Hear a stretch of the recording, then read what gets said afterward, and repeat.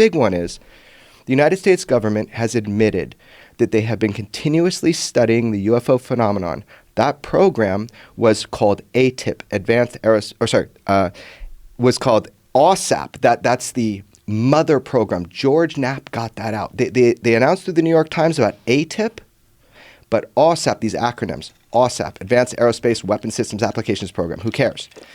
That was the mother program. So they've admitted we didn't stop studying UFOs in 1969 with Project Blue Book. We don't think it's crazy. We actually want to reverse engineer the technology because in the documents, the DIA documents that George Knapp released, that everybody said was fake till now they know is real, they call them AAVs, which is Advanced Aerospace Vehicles. So the reason for the terminology change is so that we can mimic what we're reading in the DIA document. So they changed the names to get people away from UFO or UAP, even like Hillary Clinton said on air, right? Hillary Clinton informed the public on Jimmy Kimmel, oh, Jimmy, we don't call them UFOs anymore. We call them UAPs, Unidentified Aerial Phenomenon, right? So she kind of was giving, the Clintons are very into the UFO topic. Senator Reid, he's done a lot for the subject, the study of it, right?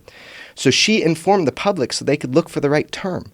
So these terms are important because the DIA in those documents, they've been calling them AAVs for quite some time now. And they changed the name to anomalous. So they always mess around with things, but it's actually advanced. Right, but when they're describing it in the news, they were calling it anomalous aerospace vehicle. They were also saying anomalous aerospace threats, AAT, right? So my point is, if people don't know this now and they think this stuff is fantasy, this part of it, that we're studying it, that we take it seriously, we're spending money on it, and that we're getting great data from visual pilots to radar. That's why we know it's aerospace. They dropped from 80,000 feet. But guess what? That's the top scope of the Spy-1 radar is 80,000 feet.